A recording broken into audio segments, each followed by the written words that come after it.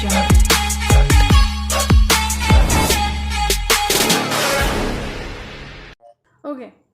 Electrophilic aromatic substitution पढ़ने के लिए सबसे पहले एक बार मैं रिवाइज कराती हूँ आपको फिनॉल की स्ट्रक्चर। तो फिनॉल की जो स्ट्रक्चर होती है उसमें हम एक बेंजीन रिंग बनाते हैं और उस रिंग के ऊपर रहता है OH ग्रुप है OH ग्रुप। ये एक्टिवेट करता है इलेक्ट्रोफिलिक सब्स्टिट्यूशन को। कैसे? ये OH ग्रुप जो है वो ऑर्थो पोजीशन और पैरा पोजीशन, आप लोग जानते ही होंगे, ये ऑर्थो, ये है मेटा और ये है पैरा। तो जो ऑर्थो और पैरा पोजीशन है, अगेन यहाँ देखते हैं, this is ortho, this is Meta, this is para. तो जो ऑर्थो और पैरा पोजीशन है, ओके, जिसे मैंने मार्क किया है ortho para, ortho and para position जो हैं उनको डायरेक्ट करता है। कैसे? यहाँ पे इलेक्ट्रॉन की डेंसिटी को बढ़ा देता है। आप लोग सोच रहे होंगे ये पोजीशन ऑर्थो और पैरा पोजीशन ही इलेक्ट्रॉन डेंस क्यों हो जाते हैं? Why these positions are electron dense, these are electron rich? Because the OH group present here causes the resonance effect, okay. और रेजोनेंस इफेक्ट के बारे में और रेजोनेंस स्ट्रक्चर्स के बारे में हम लोग पढ़ेंगे जब मैं एक वीडियो बनाऊंगी एसिडिटी ऑफ फिनॉल्स पर, उसमें पढ़ेंगे, ठीक है। अभी हम इसके आगे कंटिन्यू करते हैं। अब क्योंकि ये पोजीशंस जो मैंने दिखाई हैं ये सारी इलेक्ट्रॉन रिच हैं, इलेक्ट्रॉन डेंस हैं, तो जो भी इलेक्ट्रोफाइल होगा मीन्स इलेक्ट्रॉन लविंग। फाइल का मतलब होता है लविंग। मैं यहाँ लिख के दिखाती हूँ आपको, इलेक्ट्रोफाइल, फाइल मतलब होता है लविंग। तो इलेक्ट्रॉन लविंग जो भी ग्रुप्स होते हैं वो सारे के सारे आके डायरेक्ट होंगे कहाँ पे? जहाँ पे इलेक्ट्रॉन की डेंसिटी बढ़ी हुई है, ठीक है। तो ये आके इलेक्ट्रॉन डेंस लोकेशन पे जुड़ जाएंगे, ओके। इलेक्ट्रोफिलिक सब्स्टिट्यूशन हमने समझ लिया, ये कहाँ कहाँ पे होता है? ये होता है ऑर्थो और पैरा पोजीशन पे। तो जो कॉमन इलेक्ट्रोफिलिक सब्स्टिट्यूशन रिएक्शंस हैं वो दो पढ़ेंगे हम मेनली, उसी से क्वेश्चंस आते हैं। एक है नाइट्रेशन और दूसरा है हेलोजिनेशन, ठीक है। इन पे हम फोकस करेंगे। एक है नाइट्रेशन और दूसरा है हेलोजिनेशन, ओके। मैं यहाँ लिख देती हूँ, एक है नाइट्रेशन और एक है हेलोजिनेशन। चलिए इसको A और B मार्क कर लेते हैं हम लोग। एक है nitration and other one is halogenation. आइए अब हम लोग समझते हैं नाइट्रेशन। नाइट्रेशन रिएक्शन में क्या होता है? इसमें हम लोग लेते हैं डाइल्यूट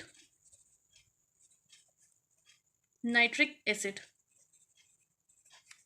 और डाइल्यूट नाइट्रिक एसिड की रिएक्शन करवा देते हैं हमारे फिनॉल से।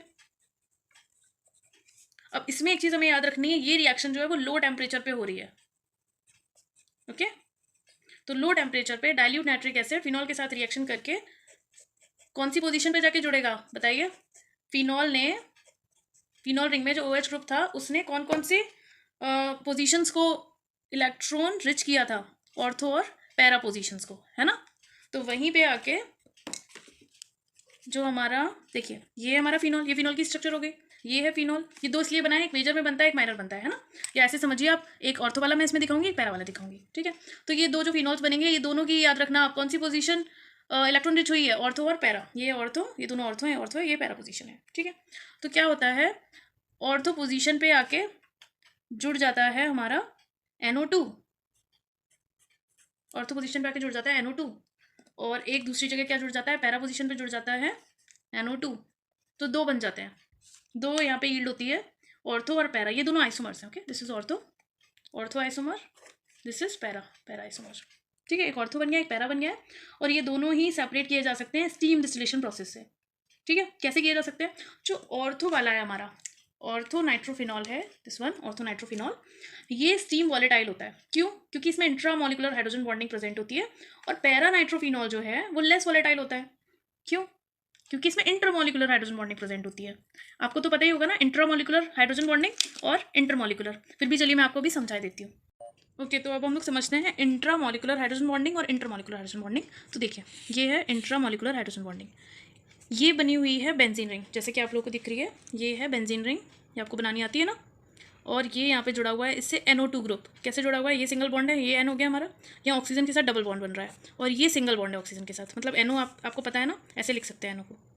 ये N हो गया, N की वैलेंसी कितनी होती है? 3। तो ये हो गया O के साथ, और एक और हो गया सिंगल O, ऐसे ही बनाते हैं ना स्ट्रक्चर। तो ये हो गया NO2 ग्रुप। इससे अगर हम अटैच करते हैं बेंजीन रिंग, और यहाँ बना देते हैं हम लोग OH, है ना, यानी ये रहा हमारा फिनॉल और ये रहा NO2 ग्रुप, जो कि ये फिनॉल है ना, तो इसके ऑर्थो पोजीशन में प्रेजेंट है। तो इसका O और इसका H ये दोनों बनाते हैं हाइड्रोजन बॉन्डिंग, ठीक है। उसी को मैंने यहाँ शो किया है। ये रहा NO2 ग्रुप, वैसे हाईलाइट कर देती हूँ, ये रहा NO2 ग्रुप, ठीक है। और ये फिनॉल का OH, okay, this is the phenol से OH, ये रहा ये, ठीक है। ये OH ग्रुप फिनॉल वाला है, तो ये दोनों ने आपस में हाइड्रोजन बॉन्डिंग बना ली। अब हम लोग समझते हैं इंटरमॉलिकुलर, जैसे कि नाम में ये इंट्रा था, इंट्रा का मतलब होता है अंदर अंदर, मतलब बेंजीन रिंग के अंदर ही हो रही है। इंटर का मतलब हो रहा है आपस में हो रही है ना, one benzene ring is having hydrogen bonding with another benzene ring, okay. तो ये रहा हमारा फिनॉल, देखिए ये फिनॉल है ना, हो गया ना, ये फिनॉल है।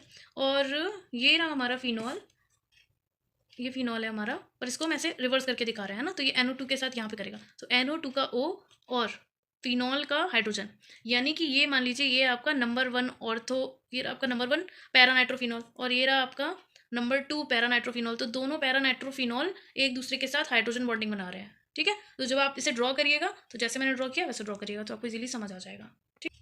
अब हम लोग समझते हैं कंसनट्रेटेड नाइट्रिक एसिड के साथ, नाइट्रिक एसिड यानी HNO3, याद रखिएगा HNO3, HNO2 होता है nitrous acid. Concentrated nitric acid से फिनॉल की रिएक्शन कराएंगे तो फिनॉल जाके कन्वर्ट होगा, देखिए अब कैसे होता है ये। फिर से बनाते हैं यहाँ पे फिनॉल, ये बनी हमारी बेंजीन रिंग, ये बना हमारा OH, तो ये फिनॉल हमने बना लिया। अब हमें देखना है कि कंसनट्रेटेड नाइट्रिक एसिड से रिएक्शन कराने पे कैसे रिएक्शन होती है। तो जो NO2 है अब जाके जुड़ेगा तीनों पोजीशन पे, यानी कि ऑर्थो पे भी आएगा, ये देखिए आ गया ऑर्थो पे, यहाँ पे भी आ जाएगा ऑर्थो से, ये जुड़ गया, और पैरा पे भी आ जाएगा ये। तो ये क्या हुआ, तो ये हमारी स्ट्रक्चर बन गई पिक्रिक एसिड। और यहाँ पे नंबरिंग अगर हम करें, IUPAC नेमिंग करें इसकी, तो जहाँ पे OH जुड़ा हुआ है वो हो गई हमारी फर्स्ट कार्बन, ये second carbon, third carbon, fourth, fifth and sixth. तो आप देखेंगे सेकंड पोजीशन पे नाइट्रो ग्रुप है, तो ये हो गया 2, फोर्थ पोजीशन पे नाइट्रो ग्रुप है, ये हो गया 4, सिक्स पोजीशन पे नाइट्रो ग्रुप है, तो ये हो गया 6। तो 2 4 6 कितने नाइट्रो ग्रुप हैं, 3 ना, तो 3 से हो गया ट्राई नाइट्रो फिनॉल, ओके। ये हो गई IUPAC नेमिंग। तो ये मैंने आपको समझा दिया 2 4 6 ट्राई नाइट्रोफिनॉल का डिटेल्ड फॉर्मेशन कि ये कैसे होता है। तो आज हम लोगों ने समझा रिएक्शंस ऑफ फिनॉल्स, जिसमें हमने सबसे पहले समझा इलेक्ट्रोफिलिक एरोमेटिक सब्स्टिट्यूशन, जिसमें हमने पहली रिएक्शन सीखी नाइट्रेशन को लेके। तो जब हमने नाइट्रेशन किया था तो उसमें हमने दो तरीके से किया था, एक किया था हमने डाइल्यूट नाइट्रिक एसिड के साथ और एक किया था कंसनट्रेटेड के साथ, ओके। तो डाइल्यूट पर करने से बना था हमारा पैरा नाइट्रोफिनॉल और ऑर्थो नाइट्रोफिनॉल। फिर उसी के बीच में टॉपिक आया था, short topic, intramolecular hydrogen bonding और इंटरमॉलिक्यूलर हाइड्रोजन बॉन्डिंग।